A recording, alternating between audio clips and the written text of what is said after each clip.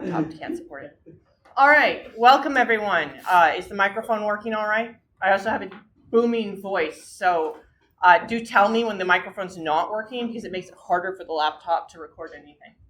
So this is computer security. The first thing I do usually in the morning is I talk about a news item. And I do this because I realize some of you are coming from across campus. There's usually 5 minutes of people trying to bother to show up into class. So one of the things I do during that time is I just talk about something because, bluntly speaking, computer security happens in the news a lot. In this case, so normally I'll try to pick something that is happening. We haven't covered anything in security yet, so I can't really grab anything too exciting. So I've grabbed this one. I know it's a little bit old. This has to do with scams and phishing. So most of you are probably familiar with the Strait of Hormuz. You've turned on a radio within the last several weeks or looked at the price of gas or really any of that. Trying to get through that strait is quite hard at the moment. At the time of this article anyway, the Iranian government was offering you to get through if you happen to pay them some price. But bribing isn't go through standard channels well, right? If the US government doesn't like you very much, it's really hard to accept credit cards. So what do you do if you can't accept credit cards nowadays? Cash. Bitcoin.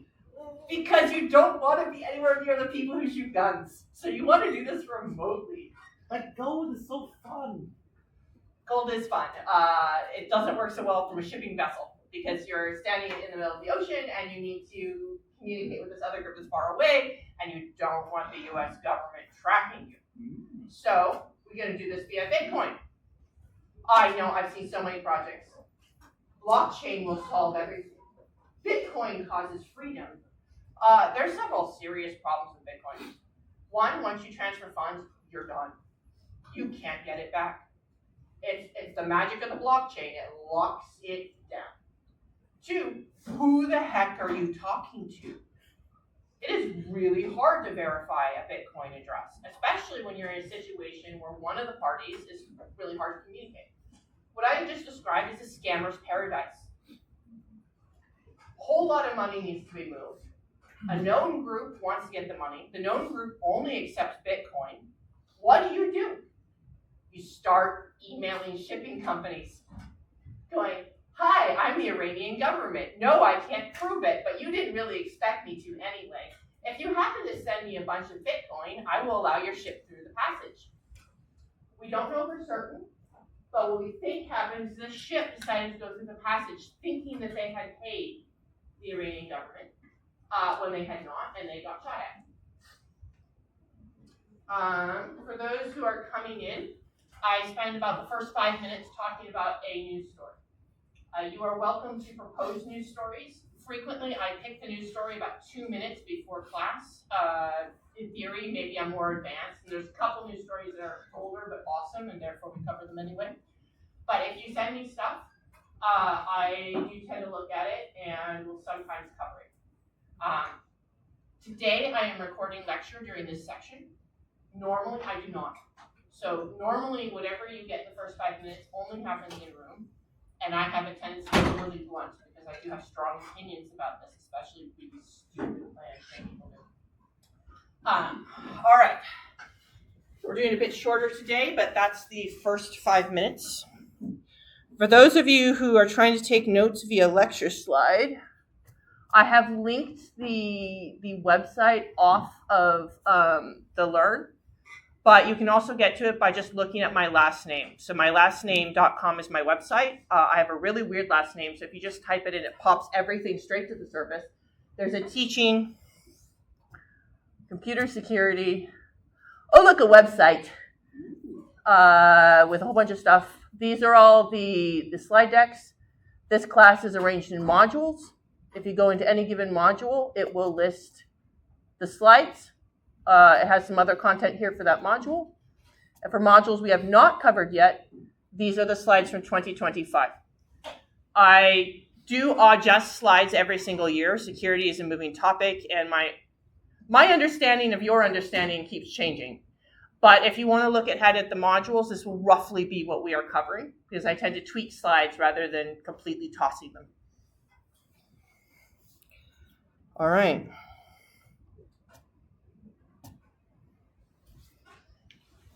So let's start with the land acknowledgement. You have probably heard this sentence a lot of times, so since I was asked about my last name, I put this slide back in. What the heck is this last name? We think this is a common French last name. If any of you can speak French, Vanier, V-A-N-I-E-R, I think. Vanier, I can't speak French. Neither could my ancestors. And so what this originates from this little spot here in Minnesota. The Glad River Reservation. We've never seen the name before that point. We're pretty sure that someone came down from Canada, got a Native American girl pregnant, and at that point in time, writing was not a skill. So they had probably attempted to speak French to an American who tried to write it. And this resulted in a name with more vowels than consonants. The way you say my name is Vanier, like you're excited. We love security. Or you can just give up and use my first name. There's only 4 letters. It's easier to figure out. That is how it's spelled in French, V-A-N-I-E-R. And just because this is part of the land acknowledgement component, especially if your family is from North America, genealogy gets insanely complicated. One branch originated in this Native American reservation. My grandfather, I think, went to residential schools and refused to talk about anything. So we have no data on that side. I don't even know what tribe. On the reverse side, this is my other grandfather standing next to Ronald Reagan. He was an electorate, if you know what that is in the United States, that got Reagan elected. He was one of the designated people sent for the states to go and vote on behalf of the state. Wow, that is one heck of a win. The university recognizes that truth and reconciliation is a serious issue. Genealogy is very complicated, culture is very complicated, and we're working towards resolving this as a continuous effort. All right, so we're going to start here. We kind of did a little bit of me ahead of time, but we're going to start with me professionally now. Then I do research on things like staying safe from scams. Then we're going to talk about the course structure. I'm going to talk about defining security, like what is security? And depending on how much time we have left, I will cover threat models, which is a separate lecture section because I don't know whether we'll cover it or not yet. This is me. Oh, sorry. I am originally from that dot over there. If you do the US at night, you notice the spot is very dark. I'm literally from a place that had no electricity. I have one heck of a range. That's the picture out my front door. Ooh, those are deer. Oh, I don't know why this is still here. That's just me talking about some research I did for the US Forest Service. I am on this right slide deck, right? No, I am not on the slide deck. I am on the slide deck I was just stealing something from. That's a problem. Okay. Now we're on the right slide deck. Sorry, I pulled up a different slide deck to copy a slide from. So, I work in 3 fields. I work in cybersecurity, I work in human-computer interaction, and I work in design. That is an interesting mix, but bluntly speaking, humans are a huge percentage of the reason we have security flaws. And by humans, I do not necessarily mean your grandmother.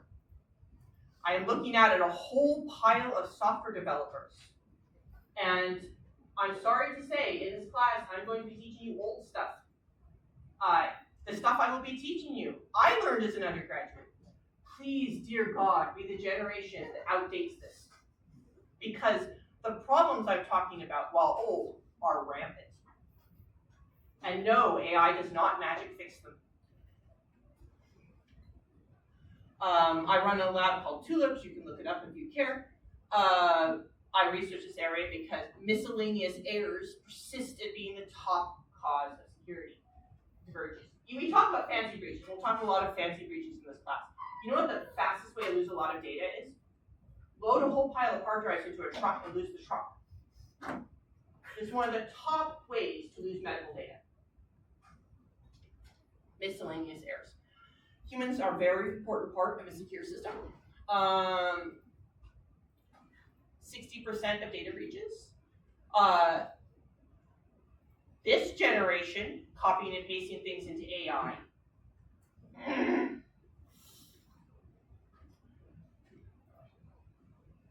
Logging in from unmanaged computers. There's a fascinating breach in which Disney lost a phenomenal amount of data because someone decided to download a new fun AI that just meddles with pictures, and it stole all of the security passcodes for their Slack. And contracting with unsecured partners. All these are very serious. I'm going to give you a very brief example of research I've done with undergraduates, and then I'll move on to this actual class. You've probably seen cookie dialogues like this. Lots of them. You've probably even thought, wow, that's tricky. So this is an example where we take human-computer interaction and security and put them together. In human-computer interaction, we talk about things called patterns. So we look at ways psychology interacts with interfaces. And if you look at that, we hope to do it such that it's really easy to use, but you can also do it so that people are likely to follow a specific path. We call this dark patterns. So for example, if you hide the option below the fold, people never see that one of them's ticked and then they never do anything. You can have this thing where it says like, I accept, but then it also notes that if you tick this box, you also accept. These are all things called dark patterns. This is a project where we automatically look at cookie dialogues across, I think, 10,000 websites and extracted dark patterns automatically. And so it's kind of an example of trying to merge these two things together and then compare this against some of the rules out of Europe on privacy, particularly GDPR. All right, the structure of this class. We're going to cover these topics. There are a lot of different security courses at this university. This is a breadth course. That means that I'm going to be skipping along a lot of topics. You'll come out of this class with a good breadth of understanding of security, but you're not going to come out of this course as an awesome network hacker.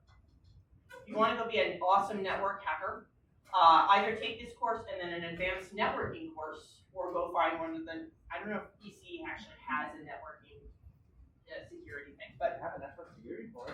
oh, we do? Okay, yeah. 618. All right, the other statement that was just made here is I do not have this in the slides. Roughly a third of this class is master's students, and 2/3 of this class is undergraduate students, which is horribly unbalanced. This class was originally meant to have like maybe 10 master's students, and most of you as undergraduates. I'm working on how to handle that this year. So when you speak up, sometimes keep in mind that some of the class is undergraduates and can't access those courses, and some can. But we're a breadth course. My key goal is that every person comes out of here as what we call a security advocate or a security champion. So what a security champion does is they sit in meetings and they raise their hand and go, what do you mean we stripped out all the cryptography? Or what do you mean you've invented a new type of cryptography? That sounds like it might be a problem. Or has anyone thought about GDPR in reference to how we're designing this database?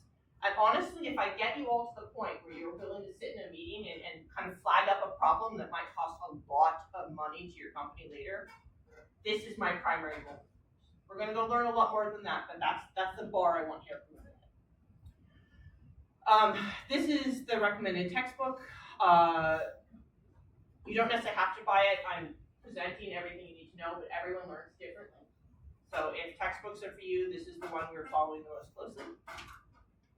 Oh, sorry. And the old version, I looked at both versions. They are actually, for majority of the content, the same. Obviously, the 5th edition is much cheaper. That looks AI generated. Oh my god. It is not because of its age.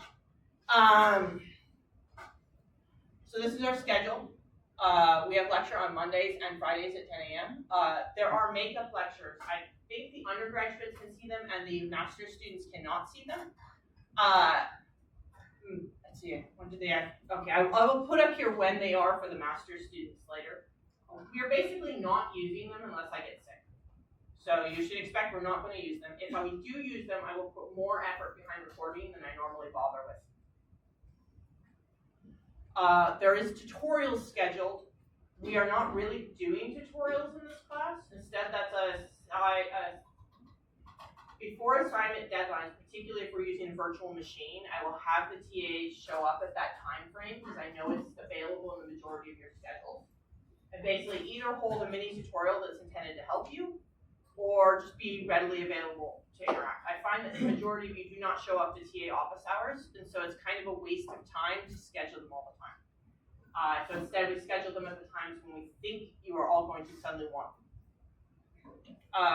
This class has a midterm, which is in person June 22nd, which is basically the exact time we normally have class, but it's in a different room. I will send out more emails about that beforehand. And I don't know when the final is yet. The university tells all of us at the same time. Oh, okay. On the right are just scheduled exceptions. I'm not going to go through these. These are the official calendar for the university. Okay. There are two classes here. One's undergraduate, one's master's. This is what we are doing this year. I am sorry, AI has screwed everything up because this is a class where I teach you old stuff. So yes, you can totally go and type everything into AI. And it will probably even give you the correct answer because there are mountains of data on the stuff I teach. So I took a deep breath. I said, okay, AI screwed up everything. What can we get out of this as positive? Academic dishonesty is no longer a problem for this course, except for exams. Work with each other on assignments. Work with AI on assignments. Dump the assignments into AI. Whatever is helping you learn, do that. I promise the homework assignments have questions on them. 30% of the exams will come out of those questions. I will not straight up copy them because I don't want you straight up memorizing answers like 4, but they will be very, very simple. I'm doing this to offset because I do realize the amount of effort that goes into assignments, and I do want to recognize that effort. So at least 30% of exams, and as we see how, this is the first time I've done this, we'll see how the term goes. I may raise that percentage, I will not drop that percentage. Also, if you turn in your assignments on time, we will read through either all of them or a percentage of them, and we will write a feedback to the whole class about common issues. We do not accept any late assignments this year because you don't take 8 marks off. 45% of the midterm, and then 55% of the final for undergraduates. For master's level, this year, I keep saying masters, I realize I may have some PhD students in this room as well. 40% and 50%, and 10% of this is a presentation of a research paper. I keep talking about how security is really old. Again, I'm teaching you the old stuff. So I'm going to dump it on the master's students to go look at the new stuff. Each of you will be picking a research paper. I am working out the details of this because this is a new thing I'm trying again this year. You will basically be taking that research paper and you will be converting it into something available to the class. Originally, I was going to have you do presentations to me, and then I discovered just how many master's students are in this class and that this is impossible. So we will instead be having them basically do either video presentations or I'm in computer interaction. I'm open to other approaches. The approaches, some classes do just master students presenting to other master students rather than the whole class. There are 30 of you. You were complaining about 10 a.m. What's your opinion of 7 p.m.? That's fine, that's great. My son's trying to go to bed. Anyway, we're working on how to do this presentation, but one of the things I would like to have is what the master's students are doing to be visible to the undergrads. You can choose to ignore it if you're an undergraduate, that's up to you. But we're trying to make at least the new stuff available to look at if you want. I will get more details of this up as I figure out just how many master's students we have, and how many of them drop back for the first week. All right. Security is amazing, and it's all around us. I mean, there's the fun stuff where you can like straight up hack into a VM and like break a CPU. But there's also the other stuff. Like, how many of you have actually got a message here on cookies? This is a terrifyingly small number of people kind of doing this at me. I have a whole mess of activities on the website. Last year these were required. This year I mean, you can AI these things so fast, I don't even want to think about it. So we're not doing that. But I strongly recommend going through and trying. Each of them is short. They're about maybe 5 minutes long. And they ask you to do things. Like, go mess with URLs. Have you ever tried to visit part of Wikipedia without using any form of search? You can totally do it. Each of these are built off of a small skill. If you've worked in security heavily, you'll probably read through them and go, this is a joke, this is a joke, this is a joke. But a shocking percentage of students, I realize, have never done a whole pile of things. They've never tried to hack a web page live. Like, have you ever tried going into a web page and just modifying the HTML live so that it does what you'd like it to do? So a whole bunch of little things like that, and those are activities. So I have the activities on the schedule on the web page, roughly lined up with the lectures. I recommend kind of doing them in that order, but you have more time now. If you want to go do all of them now, you're welcome to do that. And they're intended to kind of do this really low-level teaching about security, of just getting you starting to hack the world around you. Because there's bad hacks, we'll have a discussion about that in a moment, but there's a whole lot of stuff you can do safely. Just because that's your device, why the heck does someone else get to make a decision on how it functions? I already mentioned this. Since 0% on assignments, I will not chase anyone about lateness. And I will not chase anyone. Academic dishonesty, I have strong views when it comes to exams, and the whole rest of the class, I do not care. All right, I'm going to be teaching how to break stuff. I hate to break it to you, but this university, all universities kind of suck at security. If you start poking around, you will probably find a problem. Please think before you break stuff. Just because I am teaching you things does not mean it is okay to go break things. Do not break into things to demonstrate a security problem. If you do any of these things, it is much better to email me, email campus security, email the ECE security person, the CS security, IT security person. This is a university. We support learning. If you show up and say, I tried this thing that I was certain wasn't going to work, and oops, it worked, we tend to be very understanding. If we have to chase you down later, we're much less understanding. Some of the coursework for this class, I will also be handing out VMs. You can also create your own VM. If you want to go try stuff, spin up a VM. No problem. Have fun. Also, this is the other reason the activities are up there. The activities are designed to be safe. Go try them. Poke at the world. If you're uncertain, go play with a VM. All right, any questions about course structure?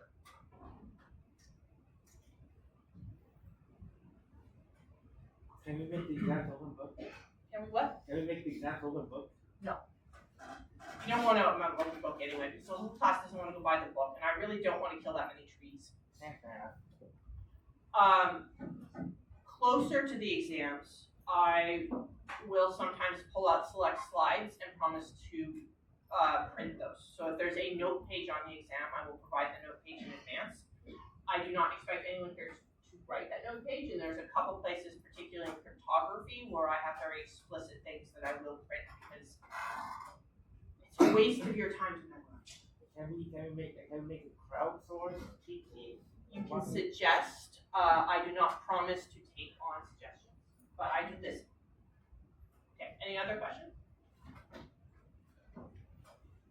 All right, now we start the actual content of this class. What's security anyway? I mean, we use security in all sorts of phrases, like I lock my door and I feel secure. I install antivirus and honestly you don't feel secure, but maybe you're supposed to feel secure. What is security? If I take a server and I drop it in cement 20 feet down, is it secure? Definitions are quite important. I'm going to start with the general definition here, and then we'll move to the more precise one in a short bit. But if I wanted a 20,000 foot view of security, that box is how the system is supposed to work. Like somebody has maybe a system diagram, that is how it's supposed to be functioning. That starts how it's actually functioning. It is quite rare that a system does what it says in the documentation. And it differs in two important ways. Sometimes it's supposed to be doing something and it isn't. And sometimes it's doing something that it shouldn't be doing. And unless the person's going through a human to get into the system, they're getting in one of these two ways. Either it's defined or it's not. Your job as a security professional is to find and get rid of these.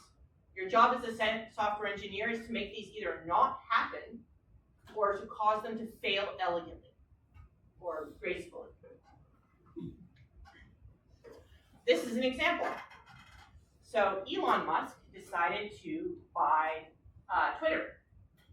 But after he bought Twitter, he then decided to change his name to X. But they didn't want to give up the Twitter domain, so they kept that. So Twitter kept functioning if you linked to Twitter. This made him grumpy. And so he wrote a regular expression that went through everything and rewrote all of the links that are visible from twitter.com to x.com. But he did not think about what was sitting in front of the word Twitter. This created a situation in which if you had fedtwitter.com and you put that in a tweet, it suddenly read fedex.com, but still went to fedtwitter.com. And if you've been on Twitter /X, you'll know if you mouse over the links, you don't get shown fedtwitter.com, you got shown tcode, t.co. So even if you mouse over, you can't identify this. This is a Fisher's dream, scammer's dream. What's happening? The system is doing something it shouldn't be doing, right? It should only be rewriting things that have a specific domain of Twitter. But here it's rewriting the other ones. And this creates a situation in which a hacker can now make something really look like a proper URL, but it is not. This was such a big splash, though. I'm not aware of anyone who fell for this because it just hit the news like nothing and got fixed. Oh, yeah, this was another interesting one. You're probably familiar with AI credits at this point. And if you run out of money on AI, it stops answering things. But what's the upper limit to the money? If you're in a corporate environment, that account is linked to a credit card. So what's the biggest number of credits you can do? This is a mistake in which they have poor defaults where any employee can go in and just change the maximum number of credits. This is also a good example of scam linking. So let's pretend you trust all of your employees to not go in and change the maximum number of credits. Do you trust all your employees to never make a mistake to give that account information to someone else? So now a hacker gets access to the employee's account, and before there was this ceiling protecting you, but now the hacker helpfully goes in and just changes it to 5 million, goes back in, and then starts running the API against a whole lot of very, very expensive tasks, makes money off of this, and this is also an example of poor security, because now the system really shouldn't be letting random people change the high level, that top level thing. It should be admins, but that's not how it's set up. Okay, I'm going to go through this one quickly because I feel like I have too many examples here now. So there's this app called Tea on Her. It allowed men to share photos and information about women that they've dated in the past. This is off of a different also app that existed. This was a whole hullabaloo last year. So it asked for IDs to be uploaded. Their site was hacked, and I put that in quotes, by a journalist. Let me just walk you through the hack. He posted the API online. So the journalist just literally pulled up the URL that was listed in the API because the API did not have a check on authentication for all the APIs. So if you go in, some of them ask for the authentication token, but some of them do not. And so as a side effect, since not all of them required, all you had to do was ask the API, and it very helpfully gave you all of the information. Again, difference between the system is supposed to be doing and what the system is actually doing. This is where most security things are sitting. I'm just going to try and give you a very simple example to get you to think about this. This is an airplane seat. I don't know if you've noticed, especially on budget carriers, where these big ads are trying to sit right at your eyeball height. Have you ever thought of this as an attack? Your brains are very valuable. Your eyes are quite valuable. And this thing is stuffing information straight at you. So what have they done to protect this thing? Has anyone tried to attack one of these? What are we protecting? Your brain. Okay, what do you think ads do? Why do you think Facebook makes so much money? Like Mark Zuckerberg stood up before Congress and said, "We are an advertising company," when everyone was confused where the money came from. It's trying to get information into here. Yeah, it's trying to get information into here. So that's the attack it's trying to do. But what is the defense mechanism sitting there? I'm not looking at it. Oh no, you're not thinking like a security person yet. Well, you could turn it down to try and ignore it. You could bring in your own duct tape. and What's just cover that up. stopping you from moving?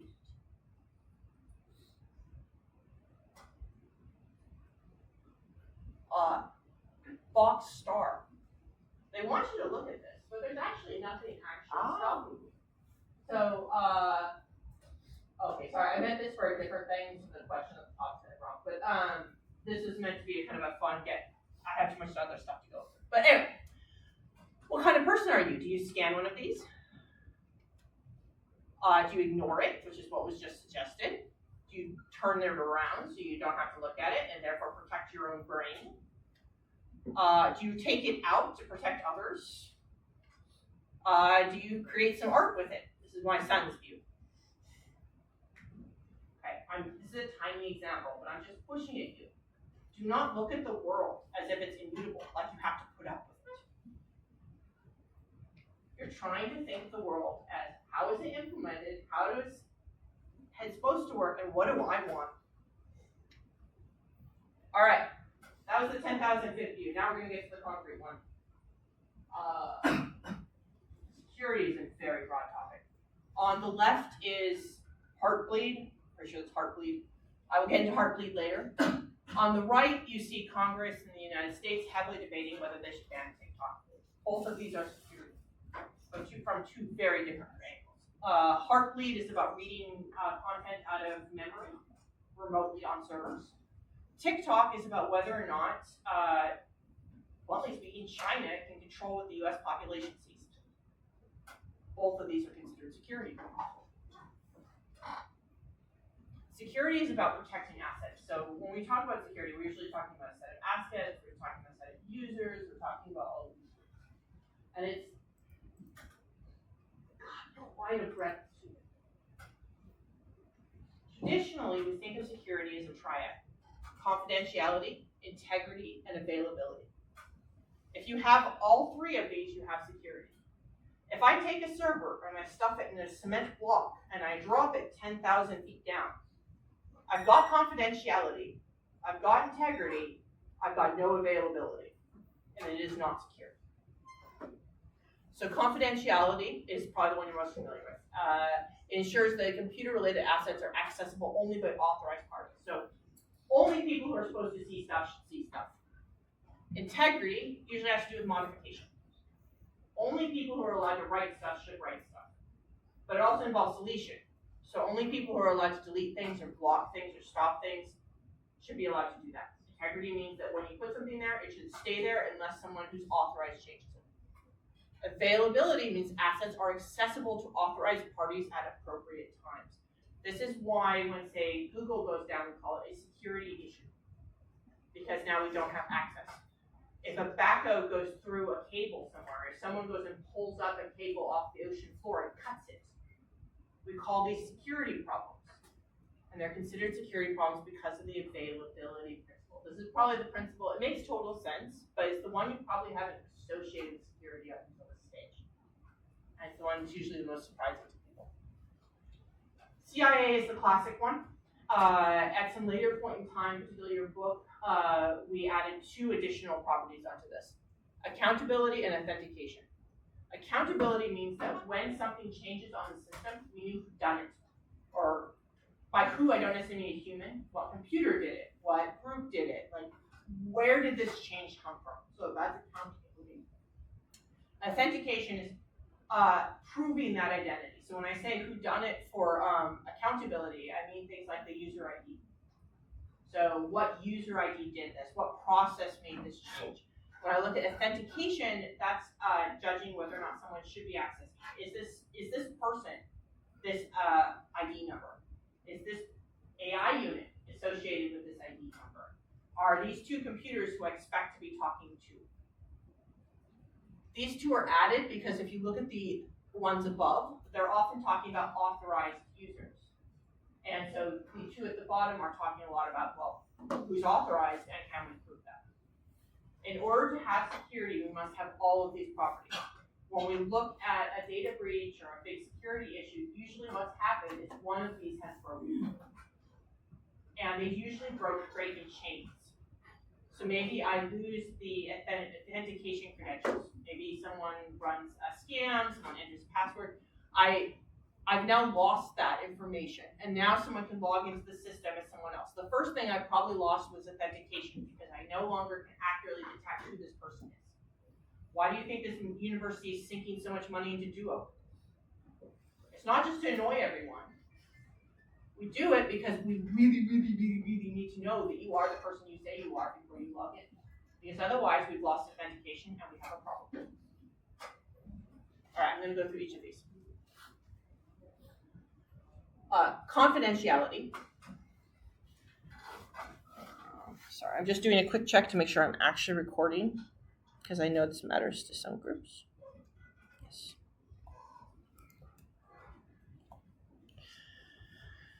Confidentiality is characterized by preventing unauthorized reading of data. So this is a standard English term. You're probably used to this concept of, only the people who are supposed to see things are allowed to see them. You, however, are probably thinking of this in terms of the content of the message. All right, I used to do this as an activity, but it's apparently too hard nowadays because most of you actually use dedicated apps. You used to be able to go and use a third-party app and send content across Google Chat. What you are looking at here is the Google Chat interface for an encrypted message. So I am using a third-party encryption software to chat to someone else. And Google is seeing only the encrypted content. I'm using OTR, which is called off-the-record messaging. Do I have confidentiality? We're going to pretend for the moment this is good encryption. Yes. Who am I talking to? That's a good point. Can anyone see who I'm talking to?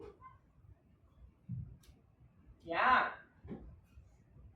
If you put a bit of effort into this is my husband, and his name does show up on log bases. But they have to have the encryption. They have to know the encryption to decrypt it. So you do have confidentiality.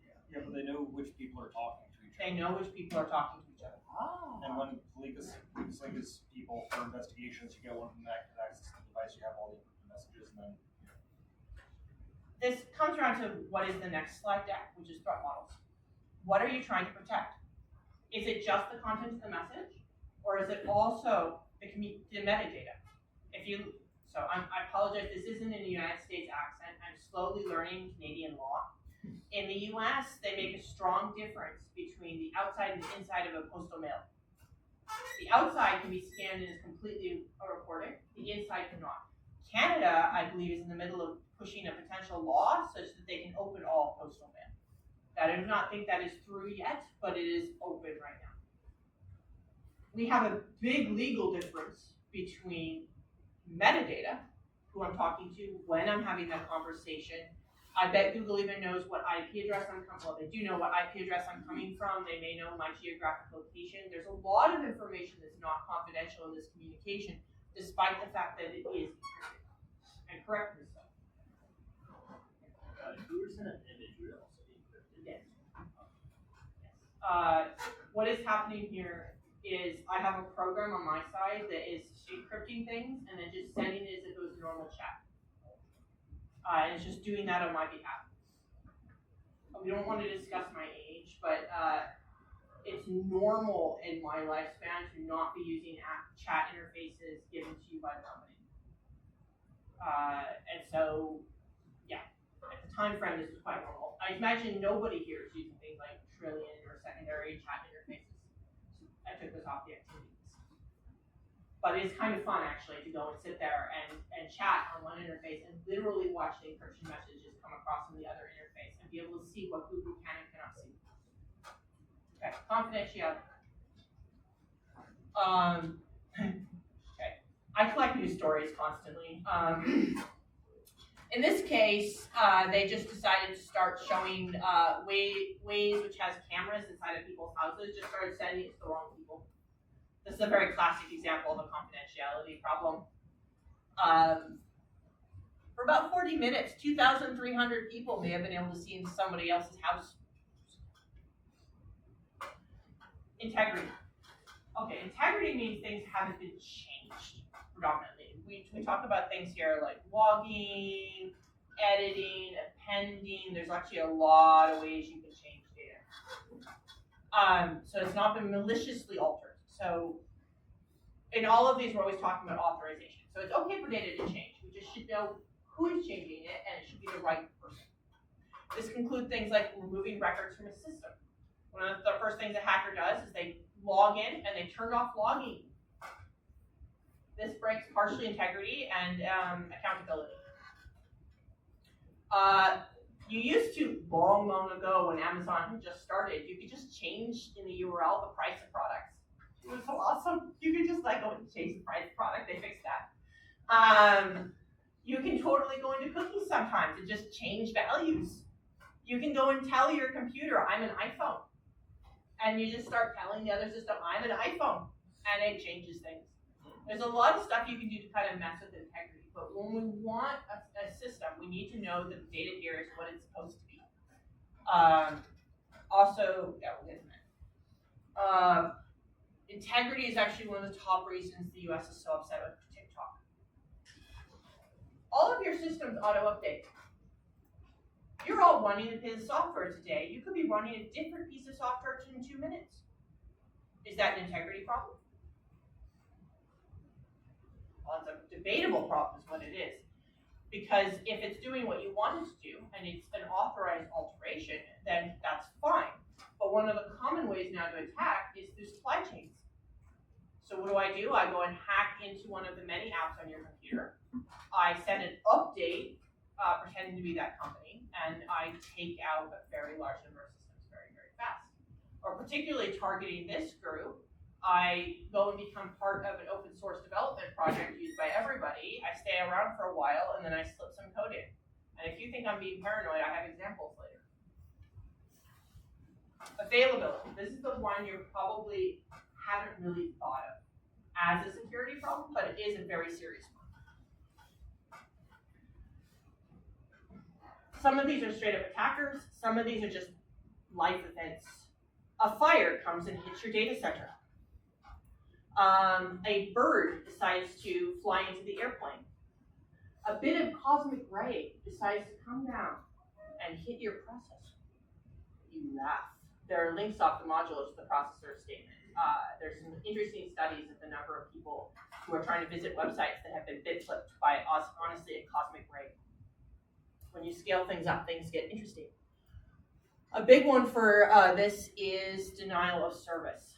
So the most classic example you're used to is, let's say you want to go see Taylor Swift live in concert, and you are there like 2 minutes before the deadline, hitting the refresh on the web page, and then the entire site goes down.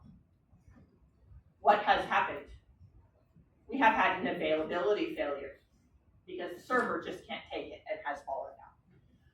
We're all laughing because that's a benign one. China used to have what they called the Great Cannon of China, which I will cover at a later point in time. But basically, they did the same thing as the Taylor Swift.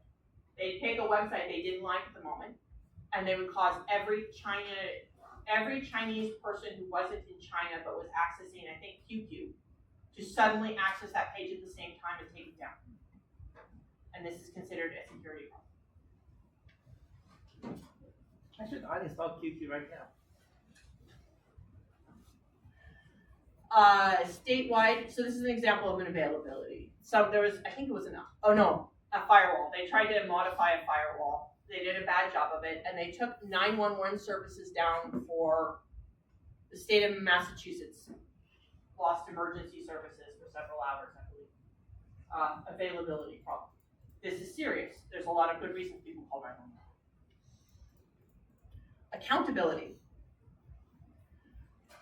Who done it? So we want to be able to trace actions back to the person who did it.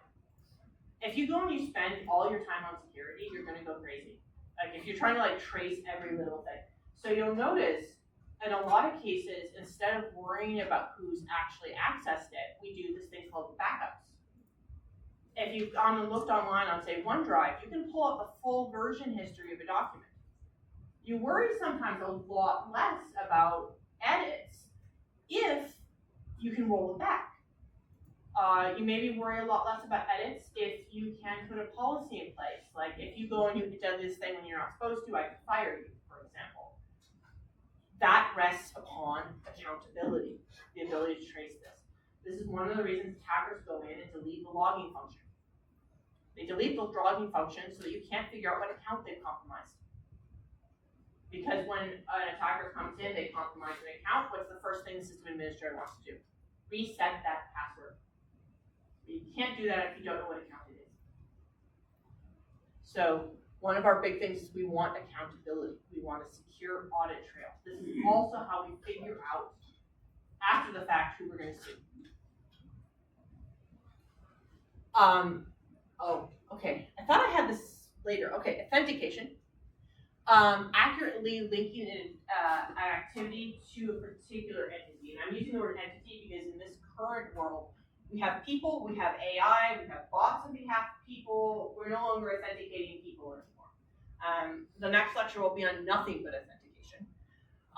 But we do all sorts of things, like people authenticate people, people authenticate computers, computers authenticate people, computers authenticate other computers. We're continuously trying to figure out who it is we are talking to. And this is important because if you get this wrong, you have a serious issue. The news article to the right is the case in which the US government was live messaging a journalist while trying to plan a military exercise. And this was a very famous thing that happened last year. You probably heard about it. The whole thing comes down to authentication. What happened, and you have to dig through a lot of news articles to find this one. Apple really likes to have useful products that just work by magic. And so what happened was that a text message was sent between a particular individual in the US government that included the phone number of a journalist. Apple said, oh, person, phone number. You don't have this person's phone number yet. I think I will just add it to the address book. Helpfully added the name of the journalist's phone number against the wrong person's name. Signal, which is what they're using right now, treats the address book as valid information. So Signal does not attempt to validate the person's name at all. It just takes whatever your address book says as the truth. So what they did was they added a bunch of people against the names, never checked the phone numbers. Signal doesn't use the names, it uses the phone numbers. So it then happily added that journalist onto the conversation. And this is a massive authentication problem that is happening between how Apple works and how Signal works, and what they both consider to be valid data, and what they're based in. So this is an example of authentication. All right, you've all been sitting here listening to me for a little while. Sorry, this section is a bit longer today. Normally about halfway through class, I do what we call think, pair, share. I don't know if any of you run into this in our classes. It's a trend in some places and it's not others. So what we're going to do is I'm going to show you a problem. We're going to be quiet for 1 minute. Then after 1 minute, I'll say something. You're going to pair with your neighbors, so just people around you, and just discuss it. And then we're going to have a class-wide discussion. During the pairing, I'll usually try to wander through bits of the class and just see how everyone is doing.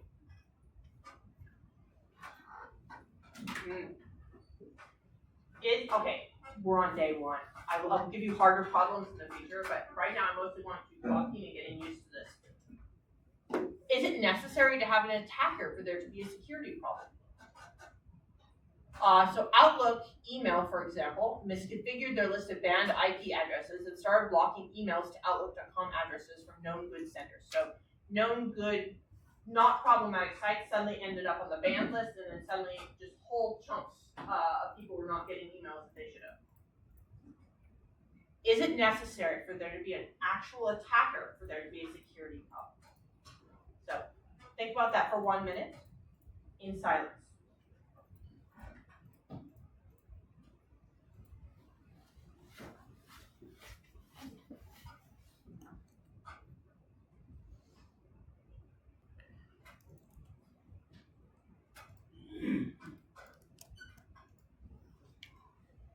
All right, we have about 20 minutes left, I think. So I'm going to go over what a data breach looks like. So, yep. You're right, it was off. Thank you. Okay, so what I'm going to do is I'm going to go really quickly through what a data breach is. I do this because I find that for people who have never worked in security before, you kind of assume there's a lot of magic net out there protecting you, and you don't really understand kind of what this looks like. Or you assume that you look at the news, and the news is like, log jam, heart bleed, big words, fancy thing. Obviously, that's how everything was lost. That's how security does not normally work. Security exists in layers. And so for a data breach to happen, unless you're hitting one of those really big news things, it's usually a loss of multiple layers. So I'm going to go really quickly through a very basic example of this. And then I think I'm out of these slides, and depending on the time, we'll go into the threat models. Security is not just data breaches, but data breaches hit the news a lot, so we talk a lot about them. So, in a classic data breach, an employee said something we call phishing. I'll cover phishing later, but basically it's a scam. They're like, "Hi, I'm your tech support. Please enter your email and password into this convenient box." The employee does that, types in their username and password. The malicious site collects their password and reassures the user, "Thank you for doing that. Everything's okay. You don't need to report this." The malicious actor then goes and happily uses that username and password to download a whole pile of sensitive files. When we talk about security, we talk about prevention. So maybe we want to stop this from happening at all. Up front, so we want to maybe detect the phishing. We want to spot URLs that are going to a weird place. Maybe we want to make sure the user never enters that. Maybe we want to detect that password being entered. Maybe we want to train the user. These are all things we could have done before this breach ever happened. Maybe we want to do some more detection here. So maybe we want to identify sensitive files that are being past tense accessed from off the site. So prevention is about upfront, right? Before this ever happens. Detection is about figuring out that it did happen. In this brief story, the user feels all warm and fuzzy. They fixed the problem. They're not going to report it. So you have to find it. That's where we're sitting in detection. And response. You have to do something about this. Resetting the user's password is probably the fastest thing to be doing. Prevent further access, notifying people, notifying the insurer, beginning post-breach plan. Data breach is kind of this sequence of events that happens, and then our ability to protect it also follows a sequence. These are great when you see them. Sometimes you literally get these news stories that are like, "Hello, you have been breached. We really hope the security team is reading this feed." This is funny because it's really hard to get through to security teams. I know researchers at Stanford, for example, University, Berkeley University, that research this stuff and cannot get through to security teams. And that falls into kind of that space. Like, you're not just trying to prevent it, you're also trying to figure out that it's happened. You need a way to get information in. This is one of our biggest problems with AI at the moment, is it just generates all this stupid security reports that are garbage and makes it really, really hard to find real ones. All right, so we ended with downloading sensitive files, but this might keep going. So they may pull down this patch. They may go, "Oh, look, this computer's running a really old bit of software." Or, "I happen to know that this particular microscope only functions under Windows 95. That means they've got to have a Windows 95 system somewhere on that network." They then use the exploit to trick the system into giving them more access. Because this password, this is probably a run-of-the-mill employee. You're seeing and thinking to myself, oh, it doesn't matter. If I give away my university password, no, I don't have access to anything. Nothing's too bad. Well, you're part of the university, aren't you? There's a chance that you can do this. And so the attacker then goes, oh, there's this nice thing I can do. So now they go and use a known attack against that weaker system that they've just learned about. And now they get increased access. Maybe they can get root access on something. Maybe they can get to a different section. They then use the elevated privileges to install ransomware. So ransomware is a piece of software that happily goes and encrypts a whole pile of systems. We will get into encryption, but for the moment, just assume that once something's encrypted, you can't figure out what's in it without the encryption key. And then they wait for the ransomware to spread to everywhere, including the backup files. So backups happen periodically, if you're familiar with running any system. So like maybe every 30 days, you don't want to keep the backups for forever because they eat up a bunch of systems. So what do? I just get the ransomware everywhere, and I wait 2 months. And I hope that the ransomware is sitting in the backup system too. I lock down the whole system, and I send an email saying, please give me a lot of money, or else I will not give you any of your files back, and good luck using your backup system.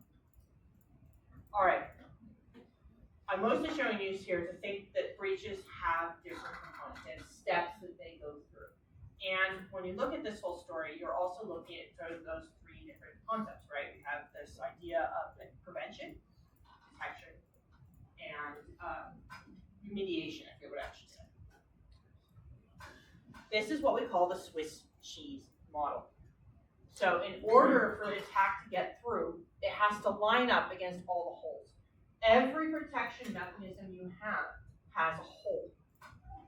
And it probably has a different hole than the other protection mechanism. User training, for example. Humans are amazing creatures. Unlike these wonderful deterministic systems, right? You can go and send as many viruses you want against that nice antivirus system, and if it doesn't detect it, they won't detect it somewhere else either. They're wonderfully deterministic. Humans are terribly undeterministic. A chunk of your staff are going to click on that email link within seconds. The other chunk are going to report it, and the attacker cannot predict what will happen. That means that user training is a line here. Authentication is a line. Maybe you have a system that's trying to detect weird file accesses. That's another one. In order to get through, an attacker has to breach multiple systems to actually get something useful, if you set up your system well. So security is not a singular thing. Attacks are not a singular thing. Detection is not a singular thing. And this is why when you look at the outline of this class, it looks like we're doing a small tour of computer science. Because it involves all of the different aspects coming together in order to create a secure system. The attacker only needs to get lucky once. The defender must handle all fronts. This is fun. Okay. I'm going to start in on the threat modeling just to get you to think about that, and then we'll wrap up threat modeling on Friday. So this is a different slide deck on the website. Oh, sorry, I should pause for actual questions. Does anyone have questions on that before I go and shift the threat model? Can we just leave early? I mean, if you want to walk out of class, I cannot stop you. I'm not registered, so I can't. You can pick your own behavior. Fair enough.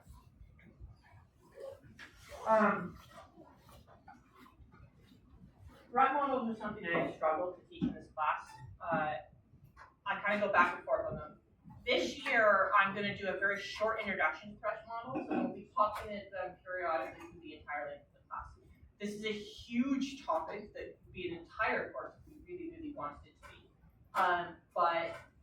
Because of that, has a lot of aspects. The big one is that if you try to be fully secure, all you'll get up is insane. And you look at this insanity that we have from the combination of the computer security community and the let's build fun stuff community. Websites are so cool. Like they weren't existing when I was born. They're amazing. Don't click any links. Your phone can run so many apps, free apps everywhere. You want to know about the stars? Download an app. Apps are dangerous. Have you looked at those? I mean, look at these permissions. It needs your location to look at the stars. AI is so amazing. I mean, look at this stuff. You can build concept, you can put all this stuff in existence, but don't connect it to anything important. What the heck is this advice? In order to handle this insanity, we threat model. So we decide where's the line. What am I going to put up with? Who's the adversary? What are their goals? What do they want? What are their capabilities? What resources am I trying to protect? And what risks can I simply accept versus what risks are unacceptable? At the moment you try to go and visit and take the tram, it's physically impossible to get to the tram without crossing the tram lines. I don't know if you've noticed, but on the floor, on the sidewalk, there's all these signs about looking and living. You make a safety decision every time you try to board the tram, and yet many people board the tram every single day. You have made a decision. Some people happily walk on their phone while getting off the tram.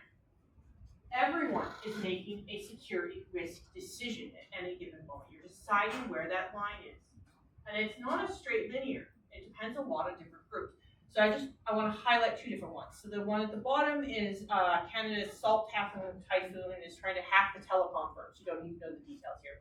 The point is that telecoms, aka phone providers, are big infrastructure. This is an attack that is trying to basically hit a whole country. Compare that against the one up at the top where two Aeroplan members lost a whole bunch of points. This is also a security problem, but it's hitting in a very different level. The way I protect one of these is not the same as the way I protect the other. Let's pick on two other really basic examples. The bottom is OneDrive. I would not like any of the members of this class to come in and start fiddling with my slides before lecture. This could go really, really badly for me. I really want to keep editing and integrity close to just me. In fact, I don't even give the TAs access to my slides. Compare that to Wikipedia, which quite literally says on their page, anyone can edit. What does an integrity problem look like for these two users? It's very different. For me or for a student in this class that's trying to manage their own files, integrity is anyone I don't know editing this for any reason I don't know about because you're trying to keep it closed because it's the type of person you are. For Wikipedia, integrity is all about their ability to roll back. They want anyone to edit. They want any people to edit. It's not an integrity failure if a random person goes onto Wikipedia and edits something because that's not how they're defining integrity. These are two vastly different threat models. I don't care if I go back into the history. I launch my slides and it's going to be on the screen. Wikipedia, no problem having their moderators roll things back. It's just the way they work. They roll things back, they roll things sideways, they monitor all of this. And these are two very, very different threat models. They're two different places you're putting that security on. And the adversary can be a lot of different groups. It could be the government. I mean, if you are worried about your government, depending on what country you live in. Maybe you're worried about criminal organizations, individual attackers, threats inside your own home. I'm going to pick a safe example, but I will allow your imagination to pick a lot of other ones. I have a research friend that is working with families who have children with autism. And if you have autism, you can get very singular-minded. Really? And games are trying to get you to get that loot box. And so a singular-minded autism child is shockingly skilled at finding credit card numbers and entering them in boxes. And they are an in-home, very serious threat. There are a lot of other ones that are much less nice to talk about. But when someone has physical access to your space, that's a very different attacker than a threat. But also just someone you know. We say don't use your birthday. There's a lot of reasons we say that, but one of them is because everyone you know knows your birthday. And that could be a problem. What are their goals? What do they want to do? Do they want to steal data? Do they want to steal money? Do they want to shut you down? I gave the China example earlier about the Great Canyon of China. Their goal is to shut websites they don't like down. They don't care about integrity. They don't care about any of that. They don't want the data. Different attackers have different goals. Maybe you want the data to be inaccurate. This is the big threat model for Wikipedia, right? They don't want people going in and editing certain pages because there's a political war over what's going on. And so, inaccurate data. You don't want someone else to be able to blame someone else. So maybe I go and do something and I write your name on it, right? These are all different goals and they have different costs. So what are their capabilities? Where are they sitting? Are they remote? Do they have access to your physical computer? If it's a government, do they have access to 20 different servers? If it's Rogers Internet, for example, can they see all of your traffic? If they're the internet, if you're the university, can they see your local traffic? Can they see your remote traffic? All sorts of things. They have access to databases, access to physical space. So you're kind of trying to think of who is trying to attack you, and what kind of skills do they have?